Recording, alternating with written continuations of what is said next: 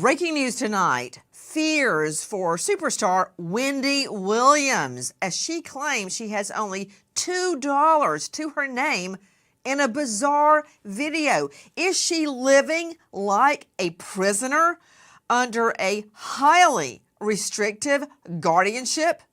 Good evening, I'm Nancy Grace. This is Crime Stories. Thank you for being with us.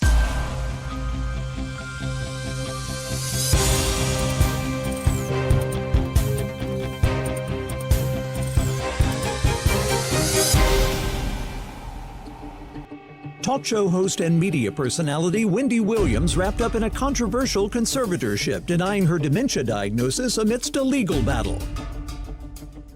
Legal battle, that puts it very mildly, claims that she is living like a prisoner in a highly restrictive guardianship with only $2 to her name. As a matter of fact, let's hear from the horse's mouth. I know what kind of money I have. Unfortunately, I only have $2. $2 to her name. That is from Fat Joe's Insta. Now, what is happening with Wendy? Listen. I am not cognitively impaired, you know what I'm saying? No, but I feel like I am in prison. I'm in this place where the people are in their 90s and their 80s. Wendy Williams, the former talk show host known for her catchphrase, "How you doing?" has been under a court-ordered guardianship since 2022 after being diagnosed with frontotemporal dementia and aphasia. However, the star is disputing both her diagnosis and a need for a guardian. Williams calls her life a prison and accuses her guardian of emotional abuse. What is happening with Wendy Williams? Is she suffering from a mental illness, dementia, or is she caught like a prisoner trapped in a highly restrictive conservatorship where people are just trying to make money off Wendy Williams? Joining me an all-star panel to make sense of what we know tonight, you were just hearing from our friends at the Breakfast Club on Power 105.1 when Wendy called in straight out to a special guest joining us. It's James Vituska. He is joining us as a senior U.S. showbiz reporter at DailyMail.com. James, you have been in touch with not only Wendy herself, but her son. First of all, explain to me what is being alleged about her mental state. I know Wendy. She has invited me onto her show many, many times, and I find this very hard to believe. You know, Nancy, what's being alleged is that, she's incapable of caring for herself, and she's not, medically able to just kind of live her life as, on her own, under her own terms.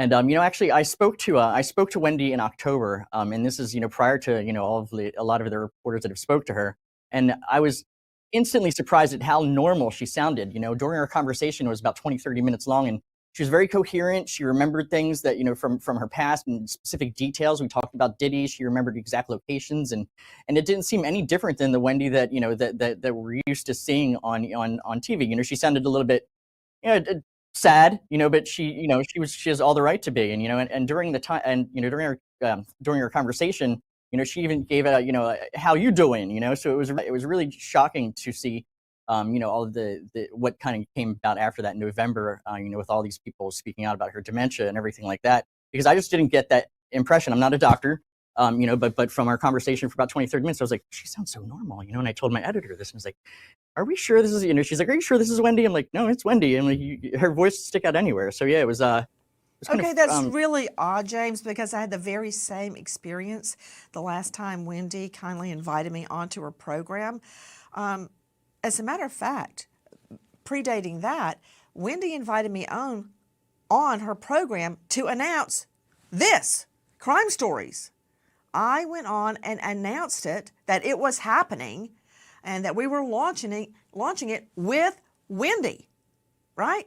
So, and then the last time I was with her, I had the very same experience that you're talking about, completely lucid. I don't know, I'm just having a hard time, but we're lay people. What do we know? You're a Hollywood reporter, I'm a trial lawyer, we're not doctors, but we can see, right? Watch this. Costume contest. We do it every year. It's always a lot of fun. Let's get started. Our first caress.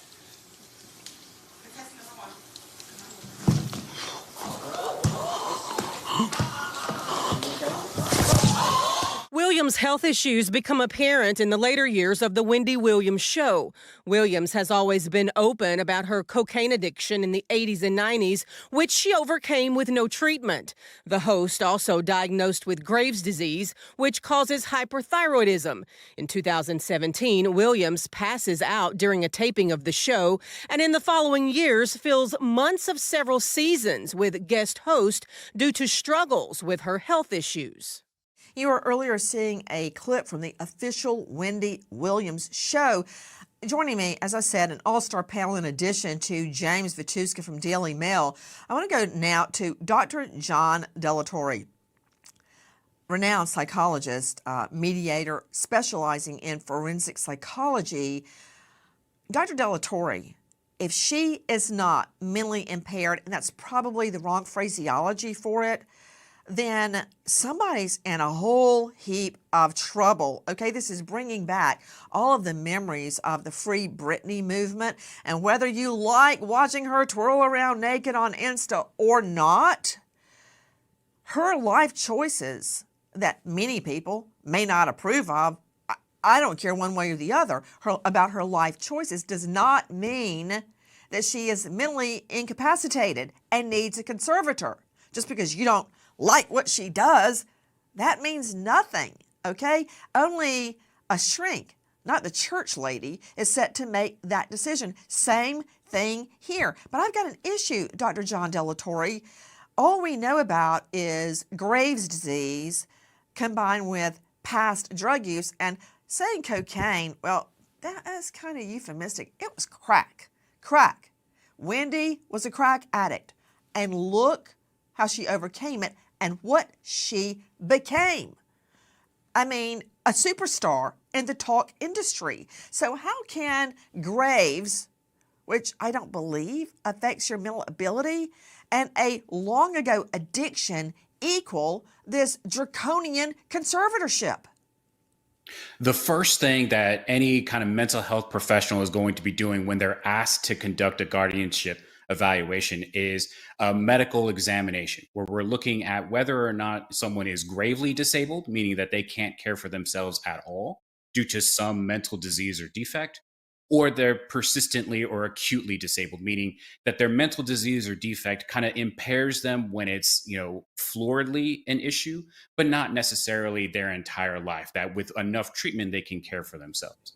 The problem that we run into... I don't know what you just said. That was a lot of, no offense, psychobabble. Please speak regular English. How can Graves' disease, which does not affect your mental capacity to my understanding, and a long ago crack habit land you in a conservatorship? Because we hear her speaking. You just heard James Vituska state he has been speaking with her recently and she's extremely lucid.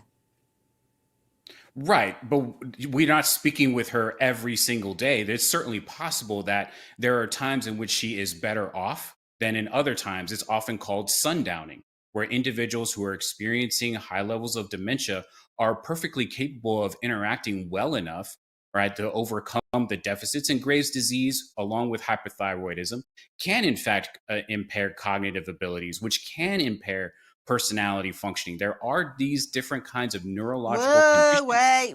Wait. Affect personality functioning. Okay, again, I'm not a shrink, you are. Personality functioning. Okay, does that mean she can't get up and take a bath and put her clothes on? And maybe eat if she's hungry, walk in the kitchen and open a can? What is personality functioning? What does that mean? It can sometimes turn an individual more aggressive than they have been from before. Maybe they're more high risk, meaning that they engage in more problematic behaviors than they had from before. Right? The frontal lobe is the part that controls kind of the higher order functioning. It's what separates us Dr. Delatorre, from other animals. Nothing you are saying makes me think she can't take care of herself. If she's more aggressive, people on her show would probably like that even more. Speaking of the issue, I want you to see just a clip from Lifetime's Where is Wendy Williams? The boss is walking, everybody. Nobody can do it like Wendy. No one. People love Wendy. You are a star. She was in her living room every single day for 12 years. Yep, I guess that'll do. And that's what people responded to, her authenticity. And then at the peak of her career, she was gone. Again, that's from our friends at Lifetime in their special Where is Wendy Williams? I'm asking the same question tonight. While many are turning their backs on Wendy and pretending this isn't happening, it's happening. And if this can happen to Wendy, you don't think it can happen to you? I was at a big, a giant symposium and was approached by about 20 people, middle-aged, it looked like moms and dads. And they were all dressed up in business clothing to meet me, to ask me something, to ask for help. All of their parents had been put in draconian, harsh conservatorships against the will of the parents and the children. And they wanted help to get the parents out. And guess what? It worked. We are not turning our back on Wendy, but I need to know what's really happening. Listen. They said you're cognitively impaired and you're incapacitated. Do I seem that way? No. You've been calling me 5 times a day for the last 2 weeks. No, you don't seem that way. January 2022, Williams Bank freezes her accounts after documenting a pattern of unusual and disturbing financial events. Wells Fargo requests a New York Supreme Court hearing to determine if Williams is in need of a guardian. A judge determines Williams is incapable of making informed decisions and appoints a temporary financial guardian, Sabrina Morrissey. Williams attempts to return to work in late November with plans to release a podcast, but the show never airs, and by March 2023, Williams virtually disappears from the public. That earlier clip was from our friends at Breakfast Club, Power 105.1. Now joining me, an expert in this field, Elizabeth McInturf. She is a veteran lawyer specializing in guardianship issues, and she is a partner at Gerzer Silvich. Elizabeth, thank you for joining us. While we can make our own layperson civilian observations, I've talked to Wendy. James Vituska has talked to Wendy much more recently than myself, and she's totally lucid. So how is it that a bank, I'm sure banks don't like a lot of decisions their clients make. Overspending, going into their credit line, going bankrupt, blah, blah, blah. It goes on and on and on. Gambling, fiscal irresponsibility. So I'm sure the bank doesn't like that. But how does a bank walk in and say, I want to have a hearing and get her committed? How does that happen, Elizabeth?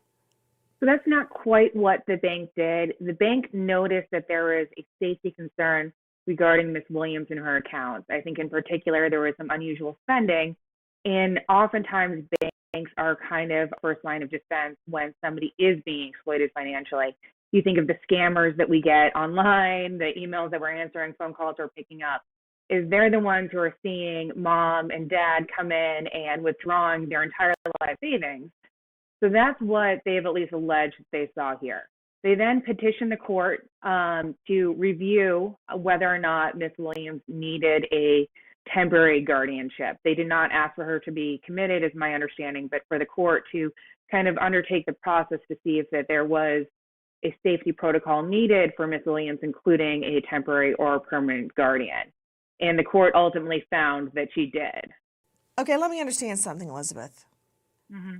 Wells Fargo swoops in when they say that they see, and I have no reason to doubt what they're saying, unusual spending. What constitutes unusual spending to the point that they freeze your accounts and ask for a judge to grant you, put you in a conservatorship? which they So said is it temporary, often- but it's been a long time. So it often depends on the circumstances. And in this case, they certainly knew Miss Williams very well. They historically knew her spending and how and who had access to her account. My understanding is in this situation, this was kind of a far cry from how things were typically done in our more kind of relatable, your and my everyday life situation. It might be, again, because mom or dad or a neighbor is going in and withdrawing money orders to send abroad.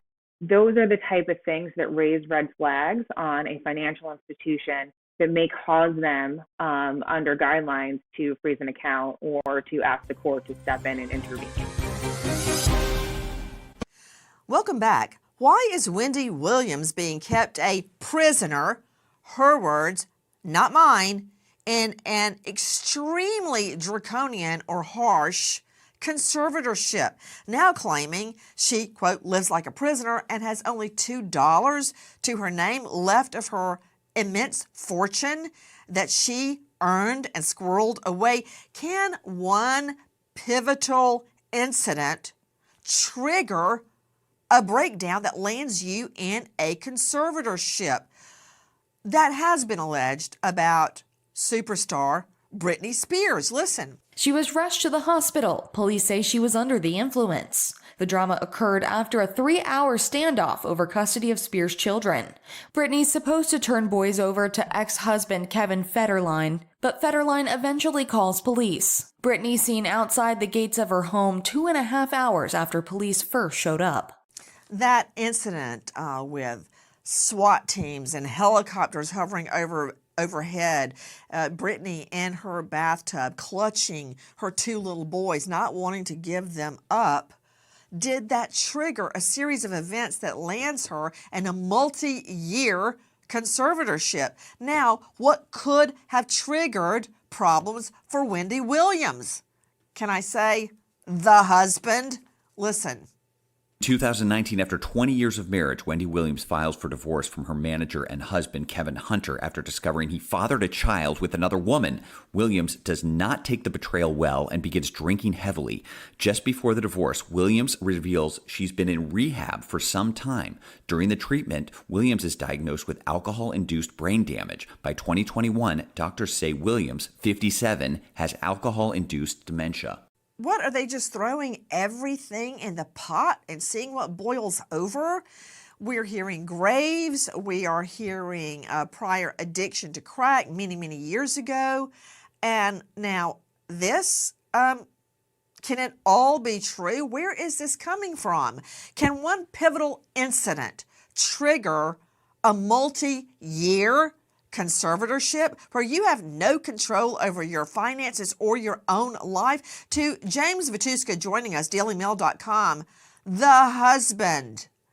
Can we start with that? Kevin Hunter, who seemed to attach himself to the Wendy Williams show as what, some sort of a producer.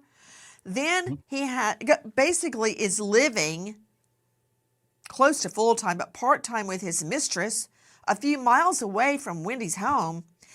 Does he actually have his name on the mailbox so you can drive by and see it? From what I hear, he actually did it at the time, when those allegations were made. I don't know if he still does. I haven't driven by there myself. But, a lot of it can be placed on, he kind of bled her dry in a way. He was working on the show with her. He was an, executive producer role, but he had his fingers kind of in all of her money. So it's kind of interesting when, she knew that he was having an affair. Everybody knew that he was having an affair. Wait, and then, wait. It's one thing for your husband to cheat. It's another thing to just put it all out there because, you know what? A lot of times it's easier for people to live with rose-colored glasses, right? Yeah. Maybe she didn't want to fully confront her husband was slung up with somebody else. Maybe she didn't want to admit that, but when he puts the name on the mailbox and has a baby with the mistress, and then I believe somebody outed it and it made all the headlines, she had to confront it. Do you remember that spectacle? I do, yeah, no, absolutely, I absolutely do, and I feel like there's a difference between confronting an affair and suffering from a severe mental illness. I don't necessarily believe that that she was anyone who would be in that. James, are you a shrink? Do you have your psychiatric degree? Did you go to medical school and then specialize in psychiatry? No, did you? Did not. No, you didn't. No, Neither did I. So let's go to a shrink. Dr. John Delatorre, can a single pivotal moment like the SWAT team breaking down your door, helicopters hovering overhead when you don't want to give your children back, when you want to keep your babies, or when you are forced to confront on a public forum that your husband has been cheating for years and actually has given birth and slung up at the mistress's house, choosing her over you. All right? When he was her love object for many, many years, her rock, her husband. I mean, that's huge.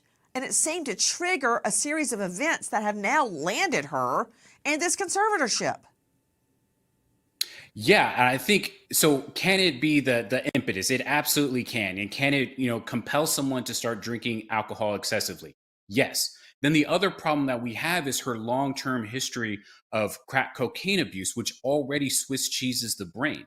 Now, all of this other stuff and her being in a conservatorship for years upon end, that's the problem with the program itself. That's the problem with conservatorship and guardianship. Is there no mechanism to eject if what you're really dealing with is trauma and grief and other kinds of addiction issues that once the person gets the appropriate treatment, they can actually get out of? That's what Wendy Williams is challenging, is the ejection part, the escape. How can she escape? All this other stuff is certainly possible to get you there, but escaping is Wendy Williams' biggest issue.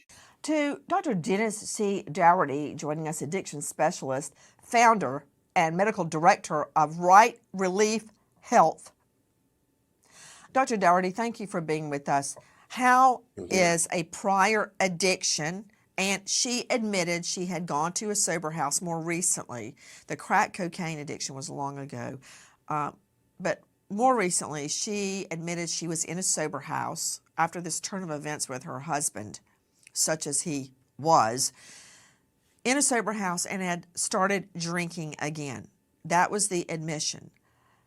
How can alcohol or a prior drug addiction, and crack cocaine is very powerful, but it was years ago, how does that affect your permanent mental health, or does it? Right now we're looking at a different paradigm in how we address substance use disorders. And the treatments to date haven't really addressed the real issues. For instance, that there'll be a contextual trauma or a precipitating event that might make somebody who's at risk during recovery to drink.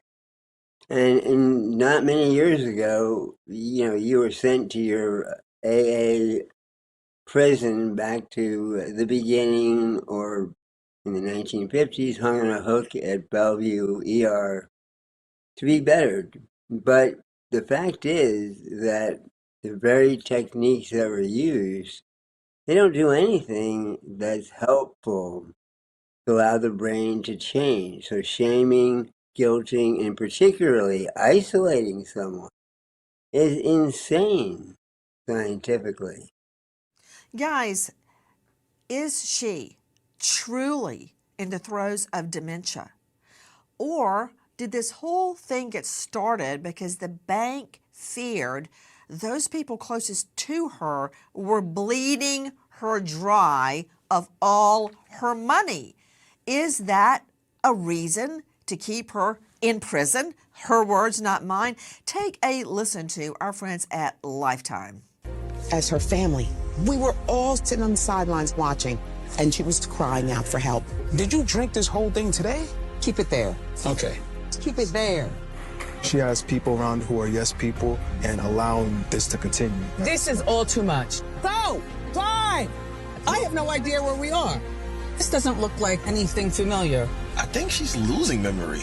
Have you guys noticed that? How dare him? I control me. From Lifetime's Where is Wendy Williams? After her show's cancellation and a shocking dementia diagnosis in 2024, talk show host Wendy Williams fights for freedom from a conservatorship.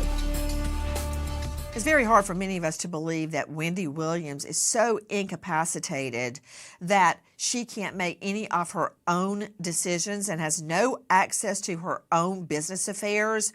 Or is Elizabeth McInturf correct that Wells Fargo believes those closest to Wendy are bleeding her dry and she is helpless to stop them for whatever reason?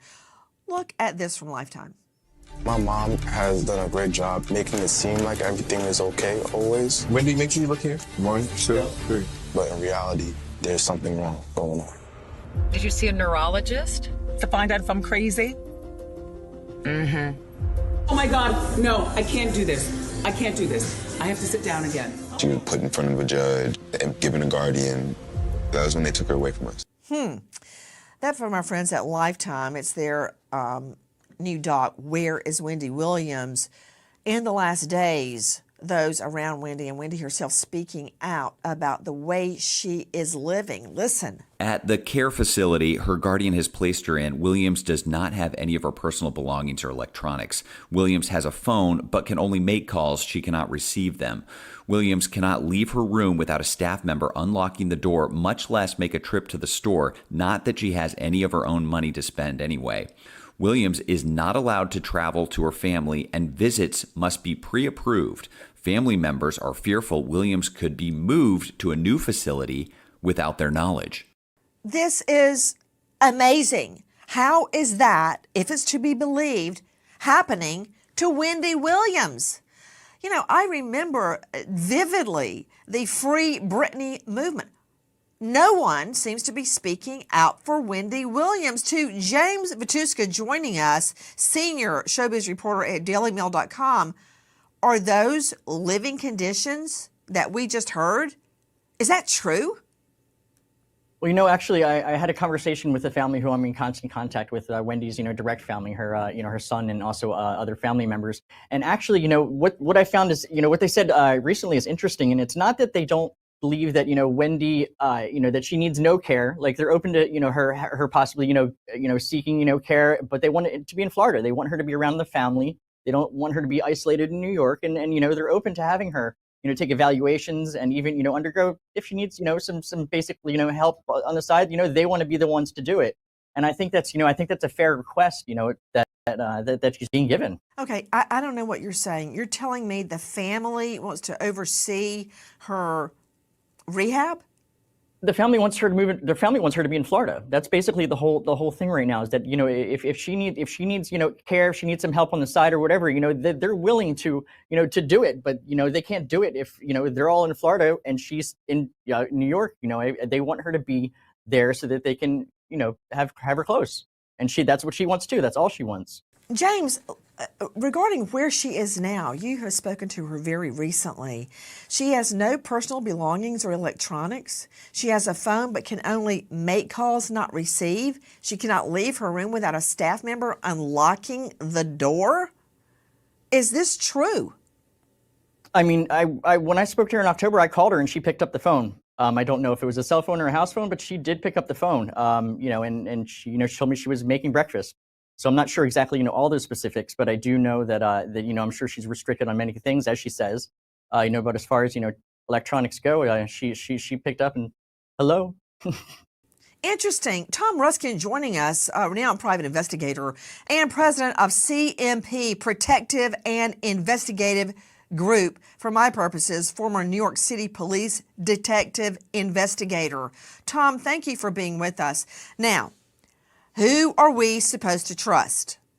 The facility holding her under those draconian, very harsh conditions, if they are to be believed, or her family?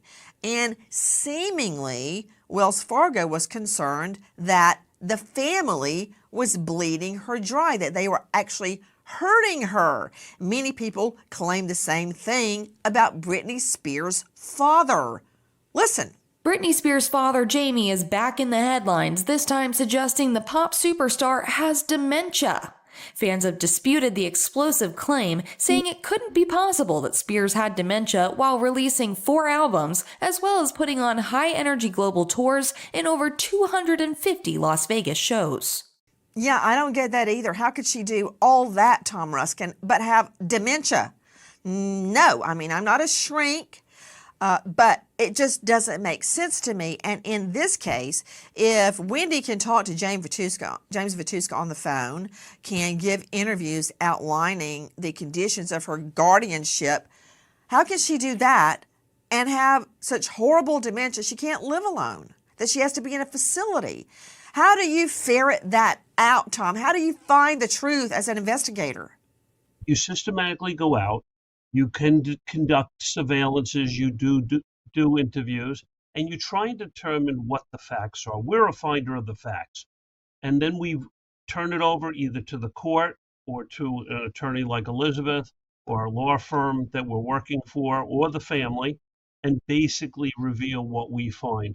This is a very complicated case because you don't know to believe the bank, you don't know to believe the family, and from what you're learning from the reporter, she sounded normal and capable of handling her own affairs. Guys, at a certain point, Britney Spears demanded to be heard by the court. Listen. Britney Spears wants to address the judge in her conservatorship case. During today's hearing, Spears' court-appointed attorney said that the pop star wants to address the judge in court. He did not say what the 39-year-old singer wants to say, and the judge did not say if she would grant the request. To Elizabeth J. McInturf joining us, high-profile lawyer specializing in guardianship issues. Elizabeth, why can't Wendy Williams have a hearing like the one Britney Spears demanded and got? That is actually what her attorneys are moving to do right now, is they are moving to have a termination hearing, to have the court review current records and what has gone on in the guardianship, including her own health and whether or not she still needs to be under a guardianship. Elizabeth McInturf, you just went into DEFCON 4. Warp Speed 10. Could you rephrase that in regular people talk? Sure. So Ms. Williams clearly does not want to be under a guardianship anymore and does not feel that she needs to be under one medically or otherwise. She has asked her attorneys to file a petition with the court to terminate her guardianship, and that's what they're doing. So Ms. Williams and her attorneys are going to go before the court and put on their evidence and say, these are the reasons why this guardianship is no longer or not needed. And you should release me from it or maybe even modify it so that there's some least restrictive means that can be employed here. And by least restrictive means, we mean so maybe she has access to some accounts or the phone if she is really being kept from it. Guys, take a listen to our friend Harvey Levin at TMZ. Feels like you're screaming for help. Are you allowed to go out? No. In the last 30 days, I went out twice. This sounds more like a prison than independence. I want my rights back. I want my freedom back. TMZ presents Saving Wendy, now streaming on Tubi. That's from our friend Harvey Levin, Saving Wendy. Are they keeping her safe or keeping her quiet? TV host Wendy Williams fights back against claims she's incapacitated in a conservatorship struggle as her guardian agrees to a new medical evaluation. What conservator would try to disallow Wendy from seeing her father on his 94th birthday? Listen. Wendy, your dad is turning 94 in February, and he's up there in age, and I know you want to go to Miami to see him and celebrate his birthday because you don't know how many more there are going to be. Right, exactly. That must be important for you. It's extremely important. It's extremely important to see my dad for his birthday, you know, and that is a family thing. It's not just a me thing, you know. I would wish that along with celebrating my dad's 94th birthday, that we as a family, we come together in peace and harmony. That's what I wish for my dad. That is breaking my heart. She clearly is lucid. That, again, is from our friend Harvey Levin at TMZ, Saving Wendy on Tubi. Okay, Dr. John Delatorre, should I believe that conservator or my lying eyes? Because she was extremely lucid.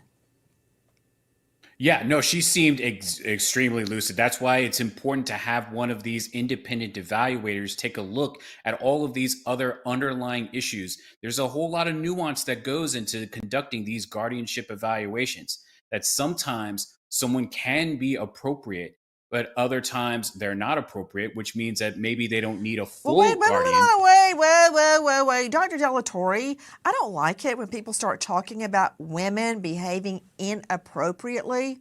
Okay, I don't think that's the right word. She may be as inappropriate as she wants to. But the issue is she mentally ill? Can she not control her business, her finances?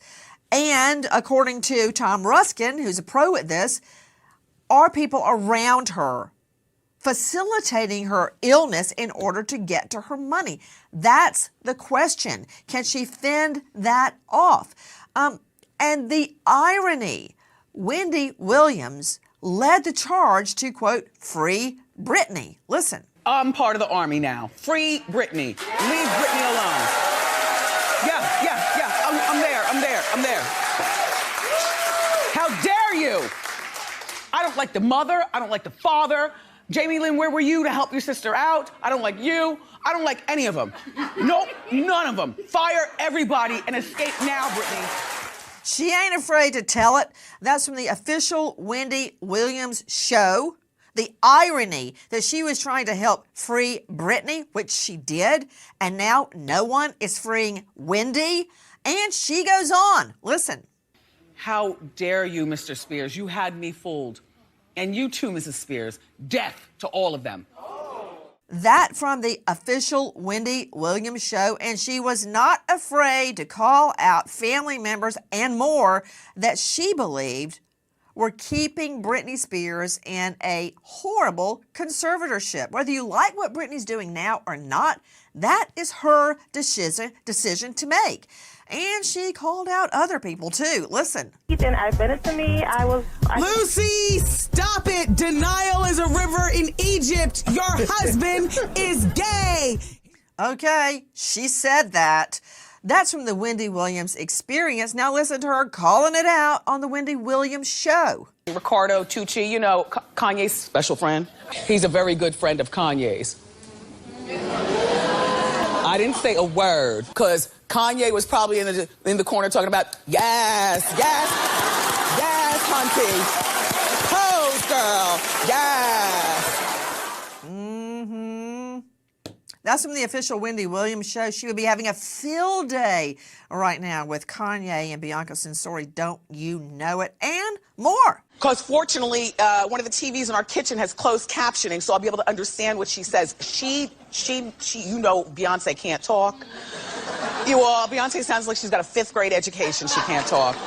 Wendy Williams added again. That's from the official Wendy Williams show. Those are just examples of her being fearless and saying whatever she thought and calling people on the rug, calling them out when she sensed something was off. But you know what? Nobody seems to be doing that for Wendy. As far as you stand with drug use, is there drug use going on at this present time? Who are you talking to? To you, Whitney. You. No, you're not talking to me. Don't talk to me about that.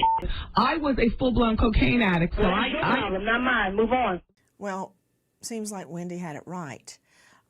She was speaking with Whitney Houston and confronting her about her alleged cocaine issue, and fully admits her own battle with drugs, even admitting on many times, including on NPR, that battle was with crack cocaine, which she defeated. That was Wendy Williams speaking to Whitney Houston on WBLS-FM. This woman at the top of the pinnacle. Listen. After a successful trial run of The Wendy Williams Show, the talk show is broadcast internationally and garners 2.4 million daily viewers. Williams trades off with Ellen DeGeneres as the #1 female daytime television host for years. The Daily Show runs for 12 years straight, while Williams starts her own reality TV production company with her manager and husband, Kevin Hunter. To Tom Ruskin joining us, a renowned private investigator, president of CMP Protective and Investigative Group, former NYPD detective. Tom, how do we get to the bottom of this? Going in front of the same judge that put her in the conservatorship to start with, we're going to need more than that to free Wendy, if that is in fact what is appropriate, and I believe that it is. How do you prove either she is mentally competent or that she was being victimized by people for her money? We'd have to conduct a very detailed, complex investigation. But when you're showing the Harvey Levin tape of him interviewing her with a camera on the window, she seemed very coherent there. And let me tell you something, as a police officer, as a former police officer, I saw very high stress situations, like what you described happened at Britney Spears' house. Helicopters overhead, cops at the ready. The person who's either acting out that day is high stressed, you have to bring it down. As a police officer, you bring those situations down. So for Wendy Williams to be acting out at certain times is not someone who's disturbed. We call an EDP, emotionally disturbed person. It's just someone who's acting out rationally at an irrational time. To Sydney Sumner joining us from crimeonline.com, how long has Wendy been in the conservatorship? Nancy, we're coming up on 3 years. She was put under this guardianship in March of 2022. Morrissey was confirmed as her guardian in May of 2022. So we're coming up on 3 years where Wendy has not been allowed to have any agency over her own life. Seeing, just like Tom Ruskin, private investigator, said, that video of Harvey speaking to her, and she could only speak to him through a glass window. She looked desperate, but lucid. Free Wendy Williams. We remember now an American hero, police officer Jeremy LaBunty, Roswell PD, Georgia, just 24, shot and killed in the line of duty, survived by grieving wife, now widow, Alyssa. American hero, police officer Jeremy LaBunty. Thank you to all of our guests for being with us, but especially to you for being with us tonight and every night. Nancy Grace signing off. I'll see you tomorrow night, 6 and 9 o'clock sharp Eastern, and until then, good night, friend.